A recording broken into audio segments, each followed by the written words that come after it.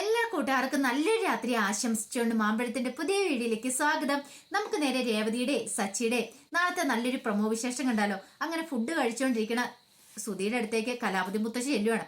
മുത്തശ്ശി എന്നിട്ട് ചോദിച്ചു, അല്ല സുധി, നിന്റെ ഭാര്യയാൻ പോകുന്ന പെണ്ണിനെ കുറിച്ച് ഞാൻ കേട്ടുള്ള അറിവുള്ളൂ. എനിക്ക് അവളെ കണ്ടാൽ കൊള്ളാമെന്നുണ്ട്. എനിക്കൊന്ന് കാണാൻ പറ്റുമോ എന്ന് ചോദിക്കാം. നമുക്ക് അവിടെ വരെ ഒന്ന് പോയാലോ എന്ന് ചോദിക്കാം. പെട്ടെന്ന് സുധി പറഞ്ഞു, അതിനെന്താ അച്ഛമ്മേ, പോയേക്കാന്ന് പറയാണ്. അല്ലേ കുഴപ്പമില്ല, ഞാൻ അച്ഛമ്മേനെ ഇന്ന് തന്നെ കൂടെ കൊണ്ടാവാന്ന് പറയാണ്. അപ്പൊ രവീന്ദ്ര നിനക്ക് ജോലിക്ക് പോകണ്ടെന്ന് ചോദിക്കും. അയ്യോ അത് ശരിയാണല്ലോ, ജോലിയില്ലെന്നുള്ള കാര്യം ഇവർക്ക് അറിയില്ലല്ലോ. ഒരു കാര്യം ചെയ്യാം, അവളോട് ഇങ്ങോട്ട് വരാൻ പറയാം. പെട്ടെന്ന് ചന്ദ്രമതി വന്നിട്ട് ചോദിച്ചു, അല്ല അവളെ എന്തിനാ ഇങ്ങോട്ട് വിളിക്കണേ? അതൊന്നും ശരിയാവത്തില്ല. അതെന്താ ചന്ദ്ര അങ്ങനെ പറഞ്ഞേ? അമ്മയ്ക്ക് കാണണമെന്ന് പറയുമ്പോ അവൾ ഇവിടെ വന്നാൽ എന്താ കുഴപ്പമിരിക്കുന്നേ? അവൾ അടുത്തല്ലേന്ന് ചോദിക്കുകയാണ്. അവൾക്ക് അവിടെ നല്ല ജോലിയുണ്ട്, ബ്യൂട്ടി പാർലർ. അത് മാത്രമല്ല, അവള് കല്യാണത്തിന് ശേഷം വലതുകാലം വെച്ച് ഇങ്ങോട്ട് കയറുന്നല്ലേ നല്ലത്. ഓ അപ്പൊ അങ്ങനെയല്ലേ? അപ്പൊ അതിനു മുമ്പ് ഇങ്ങനെയൊക്കെ തന്നെയാണ്. കല്യാണം കഴിഞ്ഞ് വലതുകാലം വെച്ചാണല്ലോ അവള് കഴിഞ്ഞ ദിവസങ്ങളിലൊക്കെ ഇങ്ങോട്ട് വന്നത്. ആരോടാ എന്റെ ചന്ദ്ര നീ ഇങ്ങനത്തെ വർത്താനൊക്കെ പറയുന്നേ? പണം കിട്ടുന്നോടെ വരെ നിനക്ക് ഒരു കുഴപ്പമില്ലായിരുന്നല്ലോ. പണം കിട്ടിക്കഴിഞ്ഞപ്പോ നീ അങ്ങോട്ട് പ്ലേറ്റ് മാറ്റിയില്ലേ? ഇതാ നീ നിന്റെ ശരിക്കും ഉള്ള സ്വഭാവം കാണിക്കുമെന്ന് പറയണേ. രവീന്ദ്രൻ പറഞ്ഞു, അമ്മ കേട്ടല്ലോ, ഇവളുടെ സ്വഭാവം മനസ്സിലായെന്ന് ചോദിക്കോളൂ. നീ ഒന്നും മിണ്ടാതിരിക്കാൻ രവി, ഇനി ഇത് പറഞ്ഞിട്ട് വഴക്കുണ്ടാക്കണമെന്ന് പറയാ. ശ്രുതി പെട്ടെന്ന് പറഞ്ഞു, ഞാൻ അവളെ ഫോൺ വിളിച്ചിട്ട് ഇങ്ങോട്ട് വരാൻ പറയാം. അല്ലേ കുഴപ്പമില്ല, നാളെ ചടങ്ങുണ്ടെങ്കിൽ ആ ചടങ്ങിന് വരാൻ പറയാം. അതോടുകൂടി കാര്യങ്ങൾ സോൾവ് ആവൂലെന്ന് ചോദിക്കണം. ശരി, അത് മതിയെന്ന് പറയാണ്. പിന്നീട് രേവതി നേരെ അടുക്കളയിലേക്ക് ചെല്ലുവാണ്. അടുക്കളയിൽ ചെന്ന് ഫുഡ് ഉണ്ടാക്കാനുള്ള അരി എടുക്കാൻ തുടങ്ങുന്ന സമയത്ത് ചന്ദ്രമതിയുടെ ഭീഷണി ഓർമ്മ വന്നേ. ദേ അരിക്കാലത്തെ തൊട്ടുപോയ നീ എൻ്റെ നിന്ന് മേടിക്കുന്ന, ഞാൻ എടുത്തു തന്നോളാം എന്നൊക്കെ പറഞ്ഞ് അതോടെ തോർത്തപ്പോ എന്ത് ചെയ്യണമെന്ന് അറിയത്തില്ല രേവതിക്ക്. രേവതി പെട്ടെന്ന് നേരെ ചന്ദ്രമതിയുടെ അടുത്തേക്കില്ല. ചന്ദ്രമതി ഫോണിലൊക്കെ തോണ്ടി ഇങ്ങനെ ഇരിക്കണം. അമ്മേ ഫുഡ് ഉണ്ടാക്കണം. ഉണ്ടാക്കിയോ? ഇനിയിപ്പോൾ എന്താ എന്നോട് ചോദിക്കേണ്ട ആവശ്യമുണ്ടോ? എന്തൊക്കെ ഉണ്ടാക്കണം ഞാൻ രാവിലെ പറഞ്ഞല്ലേ. അതല്ല അമ്മ അരി എടുത്ത് വരികയാണെങ്കിൽ. ഓ അങ്ങനെ. എന്നിട്ട് ചന്ദ്രമതി അടുക്കളയിലേക്ക് വന്നിട്ട് അരി അങ്ങ് അടന്നു കൊടുക്കുവാണ്. ഈ ഭയം വേണം, എപ്പോഴും ഈ ഭയം വേണം, ഇത് മനസ്സിലിരിക്കട്ടെ എന്ന് പറഞ്ഞിട്ട് അങ്ങോട്ട് പോവാണ്. രവീന്ദ്രൻ ഇതെല്ലാം ശ്രദ്ധിക്കുന്നുണ്ടായിരുന്നു.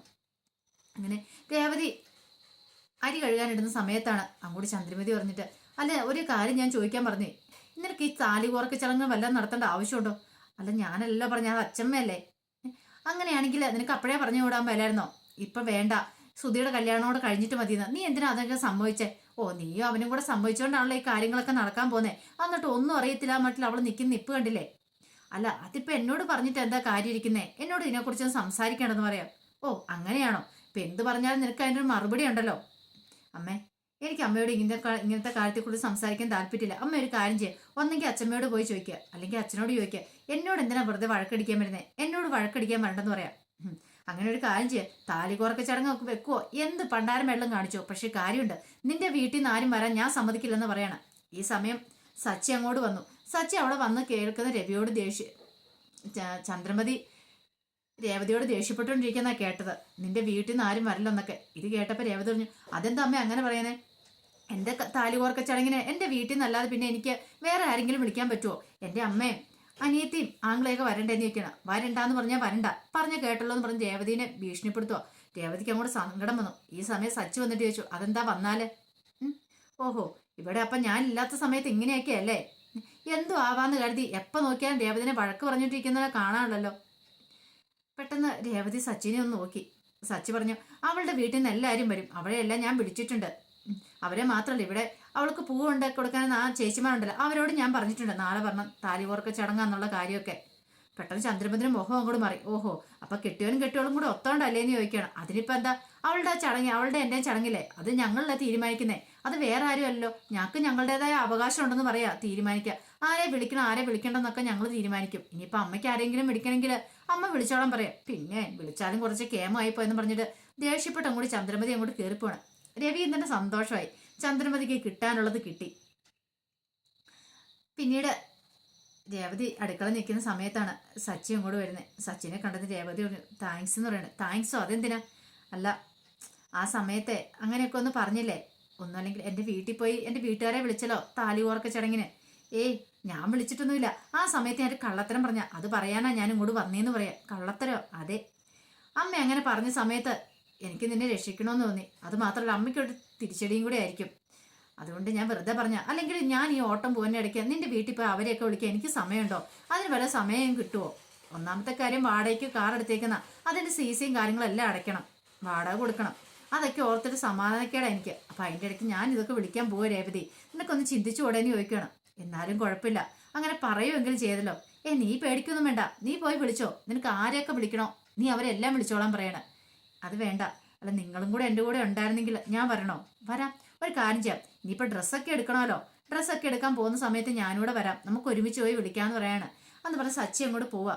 രേവതിക്ക് ഭയങ്കര സന്തോഷമായി. തൻ്റെ മനസ്സറിഞ്ഞ് പെരുമാറുന്നുണ്ടല്ലോ, ആ ഒരു സന്തോഷമായിരുന്നു രേവതിയുടെ ഉള്ളിലുണ്ടായിരുന്നേ.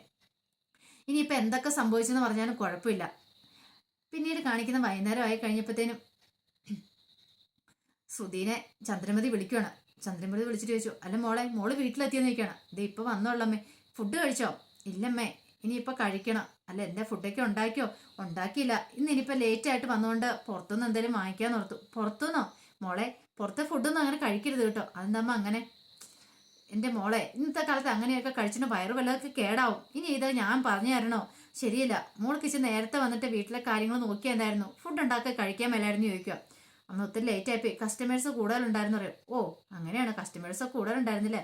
അങ്ങനെ തന്നെ വരട്ടെ, ബ്യൂട്ടി പാർലർ നല്ല രീതിയിൽ തന്നെ മുന്നോട്ട് പോട്ടെ എന്ന് പറയാം. പിന്നെ ഞാൻ പുറത്തുനിന്ന് കഴിക്കേണ്ടെന്ന് പറഞ്ഞ് ഇനി കുറച്ച് ദിവസം കൂടെ അല്ലേ മാരേജിനുള്ളൂ. അപ്പോൾ ഫുഡൊക്കെ കഴിച്ച് വയറ് കേടാക്കിയിട്ടുണ്ടെങ്കിലേ പ്രശ്നമാവില്ലേ? സാരമില്ല. പിന്നെ ഞാൻ വിളിച്ച മറ്റൊരു കാര്യം പറയാൻ വേണ്ട. എന്താമ്മേ?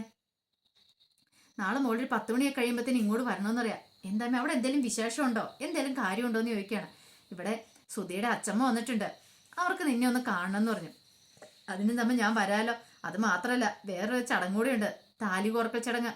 സച്ചിയുടെയും രേവതിയുടെയും താലി കോർക്കൽ ചടങ്ങാ നാളെ. ആണോ? ആഹാ, അത് കൊള്ളാലോ. വലിയ കേമമായിട്ടൊന്നും ഇല്ലെന്നേ, ഇപ്പം നടത്തണ്ടെന്ന് ഞാൻ പറഞ്ഞ.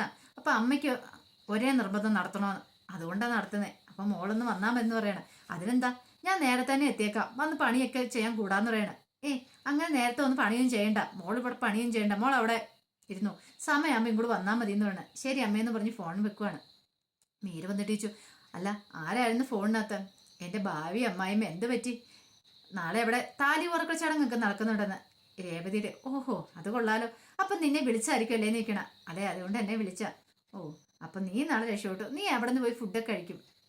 ഭാവി അമ്മായിമ്മയ്ക്ക് ഭയങ്കര സ്നേഹമുള്ളതെന്ന് പറയാം. അത് പിന്നെ സ്നേഹം ഇല്ലാതിരിക്കുവോ? ഞാൻ കോടീശന്റെ പുത്രിയാന്ന് ഓർത്തല്ലേ അവരിയ്ക്കണേന്ന് പറയണേ. ഈ സമയം കോളിംഗ് ബെല്ല് അടിക്കുന്നേ. ആരായിരിക്കും പോലും, ഇനിയിപ്പം നിന്നെ ശ്രുതി ആയിരിക്കും വന്നേക്കുന്നത്, ചെന്ന് നോക്കാൻ പറയണം. അങ്ങനെ ശ്രുതി പോയി കഥ തുറന്നു കഴിഞ്ഞപ്പോൾ കാണുന്ന കാഴ്ച ശ്രുതിയുടെ അമ്മയും ആദ്യക്കൂട്ടൻ അങ്ങോട്ട് വന്നാണ്.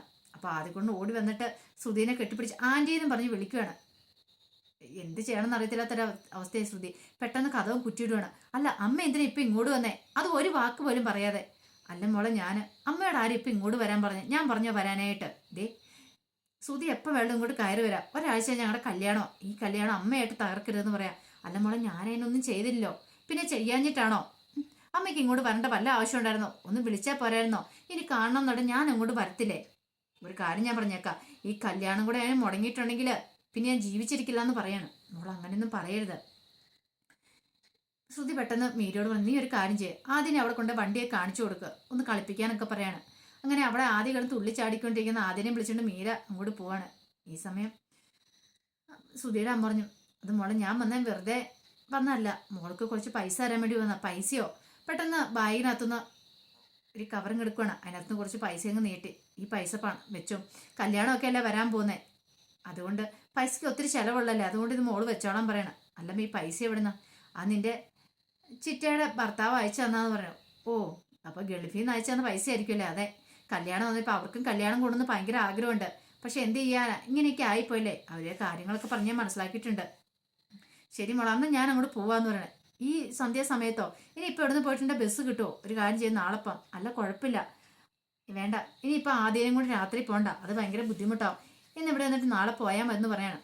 പിന്നീട് ശ്രുതിയുടെ സാരിയും കാര്യങ്ങളും എല്ലാം എടുത്ത് കാണിക്കുകയാണ്. അങ്ങനെ കാണിച്ചുകൊണ്ടിരിക്കുന്ന സമയത്ത് ആദ്യം ചോദിച്ചു, അല്ല ആരുടെ കല്യാണം? ആൻറ്റിയുടെ കല്യാണം എന്ന് ചോദിക്കും. എൻ്റെ കല്യാണം എന്നല്ല, ഈ ഇരിക്കുന്ന മീരാൻറ്റിയുടെ എന്ന് പറയണം. മീര പറഞ്ഞു, ആ ശരിയാ, എൻ്റെ കല്യാണം എന്നൊക്കെ പറയുക, കൊച്ചിനെ പറ്റിക്കുക. ഇനിയിപ്പോൾ കൊച്ച് ശ്രുതിയുടെ കല്യാണം എന്ന് പറഞ്ഞിട്ടുണ്ടെങ്കിൽ ഇനിയിപ്പോൾ എന്തെങ്കിലുമൊക്കെ വിളിച്ചു പറഞ്ഞാലോ എന്നൊരു പേടി ശ്രുതിക്ക് ഉണ്ടാകുന്നുണ്ടായിരുന്നു, അതുകൊണ്ടാണ് അങ്ങനെ പറയണേ.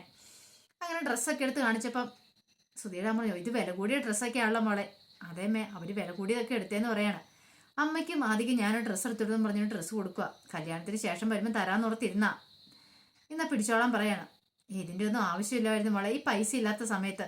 അല്ല ക്ഷേത്രത്തിൽ വെച്ചല്ലേ വിവാഹം, ഞങ്ങൾ അവിടെ ഒന്ന് ഇന്ന് വിവാഹം കണ്ടോട്ടെ എന്ന് ചോദിക്കണേ. ഏയ് അതൊന്നും വേണ്ട. അതെന്താ നമ്മൾ അങ്ങനെ പറഞ്ഞു? അതൊന്നും ശരിയാവത്തില്ലെന്ന് പറയണം. സുധിയുടെ അമ്മയുടെ മുഖം അങ്ങോട്ട് മാറി വല്ലാത്തൊരു സങ്കടമായിപ്പോയി. ഒറ്റമോള, അവളുടെ കല്യാണം കൂടാനുള്ളൊരു ആഗ്രഹം, അതിന് പോലെ അവള് തടസ്സം പറയുവാണെങ്കിൽ ഇനിയിപ്പോൾ താൻ പറഞ്ഞിട്ടൊരു കാര്യമില്ലെന്ന് സുധിയുടെ അമ്മയ്ക്ക് മനസ്സിലായി.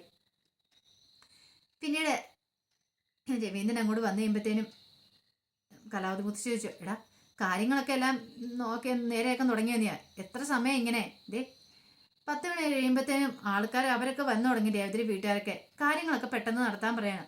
അതാണോ? അലങ്കരിക്കാനുള്ള പൂവിനൊക്കെ വേണ്ടി ശ്രീകാന്ത് പോയിട്ടുണ്ട്. അവൻ ഇപ്പം അതങ്ങായിട്ട് വരുമെന്ന് പറയാണ്. അല്ല ഞാൻ പറഞ്ഞ കാര്യങ്ങളൊക്കെ വാങ്ങിയോ? താലിച്ചേനൊക്കെ വാങ്ങിയോന്ന് ചോദിക്കണം. അതൊക്കെ വാങ്ങിയിട്ടുണ്ടെന്ന് പറഞ്ഞുകൊണ്ട് കൊണ്ടുവന്ന് കാണിക്കുകയാണ്. മാലയും വളയും കമ്മലും എല്ലാം. അപ്പം മുത്തശ്ശി എല്ലാ സ്വർണ്ണത്തിന് തന്നെ രേവതിക്ക് എല്ലാം വാങ്ങുവാണ് പുതിയത്. അപ്പം എങ്ങനെ ഒരു കല്യാണം നടത്തുന്നു അതേ രീതിക്ക് തന്നെ നടത്തണം മുത്തശ്ശിയുടെ ആഗ്രഹം. അപ്പം അതിന് വേണ്ടിയിട്ട് കലാവതി മുത്തശ്ശി ആ കാര്യങ്ങളെല്ലാം ചെയ്യുന്നത്. ഇതെല്ലാം കണ്ടുകൊണ്ട് ചന്ദ്രമതിക്ക് അറ്റാക്ക് ഉണ്ടാകുന്ന പോലെ തോന്നി. ദൈവം അവൾക്ക് ഇത്രമാത്രം സ്വർണ്ണമൊക്കെ എടുത്ത് തുണിയെല്ലാം ഇനി എടുക്കും. ഓഹോ, അപ്പം എല്ലാം അവൾക്കും അവനും കൂടെ കൊടുക്കാനുള്ള പുറപ്പാടാ. സഹിച്ചില്ല അങ്ങോട്ട്. നോക്കടാ സുധി, ഇതങ്ങ് നോക്കാൻ പറയണം. അമ്മ എന്തിനാ അതൊക്കെ ശ്രദ്ധിക്കുന്നത്? അതേടാ, നിനക്ക് ഫുഡും കഴിച്ചിങ്ങനെ കയറി ഇരുന്നാൽ മതി. പക്ഷെ എന്നെ സംബന്ധിച്ച് അങ്ങനെയല്ല. എൻ്റെ ഉള്ളിൽ തീയാ കത്തിക്കൊണ്ടിരിക്കുന്നത്. കണ്ടില്ലേ എല്ലാം അവൾക്ക് കൊടുക്കുന്നത്, രേവതിക്ക് കൊടുക്കുന്നത്. നിനക്കൊന്നും ഇനി ഒന്നും കിട്ടാൻ പോകുന്നില്ലടാന്ന് പറയാണ്. അപ്പം അതിൻ്റെ വിശേഷങ്ങളൊക്കെ നമ്മൾ നാളെ കാണാൻ പോകുന്നത്. ആ വിശേഷങ്ങൾക്കായി നമുക്ക് എല്ലാവർക്കും കാത്തിരിക്കാം കേട്ടോ. ഒരിക്കൽ കൂടി എല്ലാവർക്കും നല്ലൊരു രാത്രി ആശംസിച്ചിട നിർത്തുന്നു. നന്ദി.